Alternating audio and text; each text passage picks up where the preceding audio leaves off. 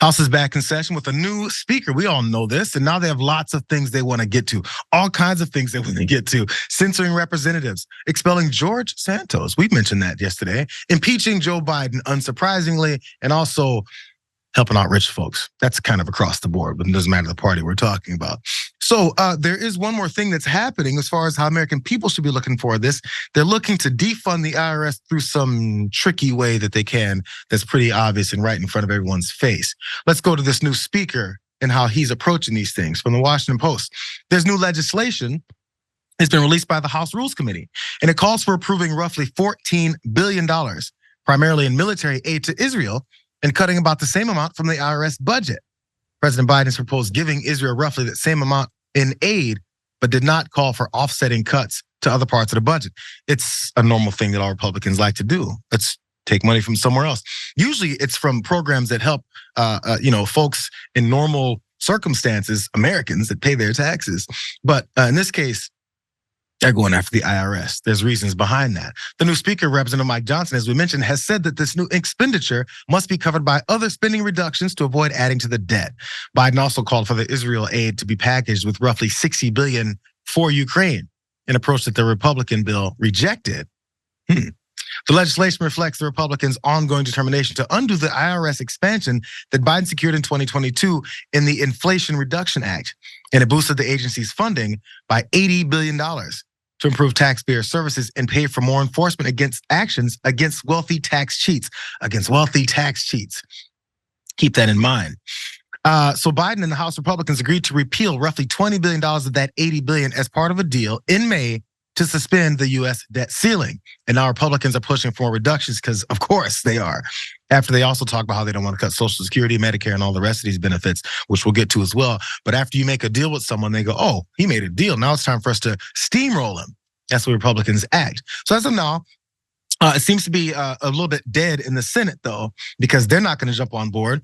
But the media isn't really pointing out this trade-off that they have between the IRS and the, $14 billion and the $14 billion they want to send to Israel for aid. So a bunch of mainstream outlets aren't including these facts. So it looks like they're just doing something to help an ally.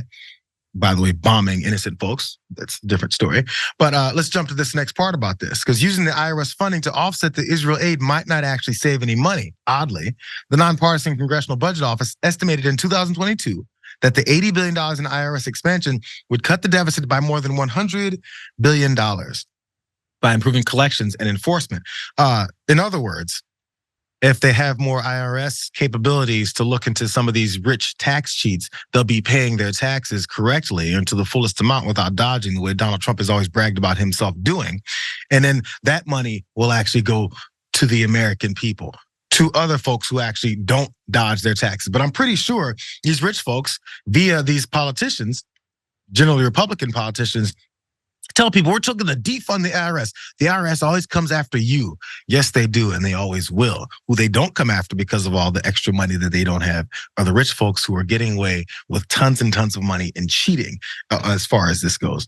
So first thoughts here, Jordan, because this is the first aspect of the insanity that they're already pushing. So Democrats have, in part, a winning message on this. It is they are trying to protect tax cheats. Like you pointed out, the increased funding to the IRS improved collections enforcement. It helped go after the wealthy who are not paying their fair share. That's something that is a winning message across the board.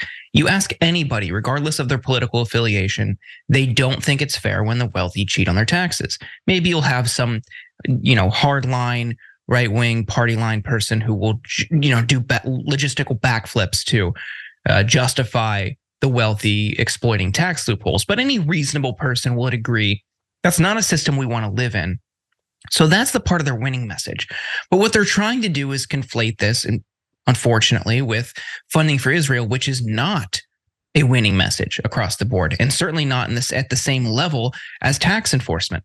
Because what we're seeing now as this conflict prolongs is more and more innocent people dying. And it's harder to make that case to voters that we have to keep funding this, because you're not going to have any sort of nuance in a messaging discussion. It's going to get muddied. That's just how the media works. It's how politics works. And when they're seeing visceral images of refugee camps, of bakeries, of hospitals, of neighborhoods being devastated and destroyed. It's much harder to get behind Democrats on this issue. So unfortunately, by coupling this, which is what the Republicans are trying to do, they could end up tanking this altogether. And I mean, who knows what the outcome is going to be? We'll see as time goes on. You always are going to have moderate Democrats join, the risk of moderate Democrats joining Republicans on something like this. But it is a winning message to protect the IRS, and people see that. So unfortunately, this is what Mike Johnson is trying to do and weaponizing all of it. Why is it that, there's these assumptions about folks. You know who doesn't like paying their taxes? Everyone. Of course, I can look at my paycheck and then look at the gross, what would have been, and be like, damn, everybody does that. Nobody goes, oh, I can't wait for more taxes to come my way. What angers people is when one person's cheating on it, therefore, and when they're making tons more money than you and they're cheating on it. In fact, saving money more than the fact you even make, which would have been gross income, and they're cheating on it while you have to pay and make up that difference. That's where the cheating part comes in. So of course, no one wants to pay tons of taxes, but when someone who should be paying their share doesn't, and then you have to, why are we angry at the agency that we can actually get to enforce that difference and then get to those cheats? We've been brainwashed and believing we're supposed to worship rich people. They can do whatever the hell they want. That's how it's always worked. For more political news breakdowns, interviews, stories of activism, and me trying my hardest to care about the occasional big celebrity news story, subscribe to our YouTube channel at youtube.com/The Damage Report.